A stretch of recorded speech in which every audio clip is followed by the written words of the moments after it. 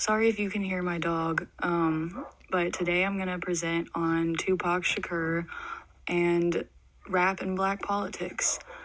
So, Tupac Shakur was born Lassane Parish Crooks in Manhattan, New York City on June 16th, 1971.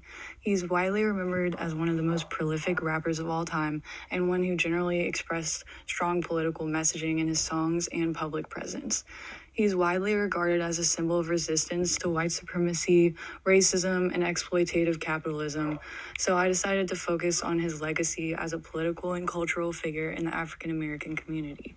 Through examining Tupac and his politics, one can see the functionality of rap music within the black community. Tupac was introduced to politics at a young age and continued to be political throughout his life. His mother, Afeni Shakur, was in prison while pregnant with him due to her involvement in the New York Black Panthers. She and 20 other people had been imprisoned on trumped-up charges of bombing public areas or something like that. Pac's godfather was a Panther as well, named Geronimo Pratt, and this early introduction to black nationalism had influence on Tupac as a child. Furthermore, Afeni became addicted to crack cocaine during Tupac's youth, adding another dimension to his experience of the black struggle. He grew up in poverty, and his mother was a social outcast because of her involvement with the New York 21 Panther trial. Thus, Tupac had a personal insight to the problems plaguing the black community in America and dedicated his life to the black struggle and to eradicating poverty. Tupac's personal political views were not as radical as some of his Black Power predecessors, but he also had to sell his music, so this is to be expected.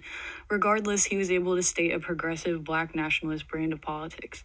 As I mentioned before, he hated poverty and felt that it was the main issue needing to be addressed in the United States, but he focused on income inequality, police brutality, ghettoization, discrimination, and other black issues as well.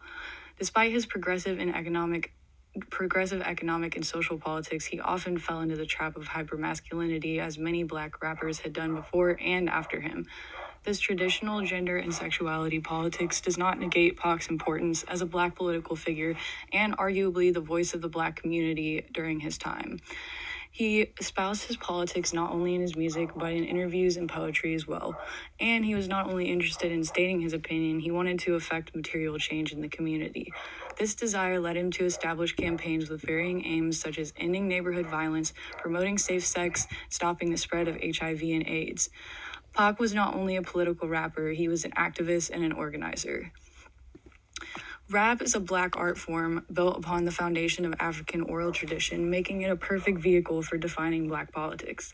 Especially because black people are alienated from the mainstream, their subcultural art forms are indispensable to the community. Rap music has often been a way for black people to express resistance to and dissatisfaction with the status quo. This oppositional tone can be seen in Tupac's music throughout his career. The airing of grievances by rappers can be considered consciousness raising, an important tactic for activists. Consciousness raising happens when a person becomes aware of their situation in the world and that it's not ideal or not equivalent to other people, leading them to want to make change. Tupac's exposition of black issues in America raised the consciousness of many people during his time and continues to raise consciousnesses today.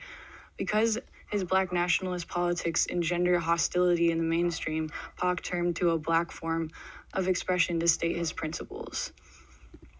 Tupac's legacy, apart from being one of the greatest and most respected rappers of all time, includes his politics. The issues that Pac addressed, such as systemic racism, police brutality, and poverty, still persist in the United States. Many of Pac's interviews and lyrics ring true today just as they did in the 90s.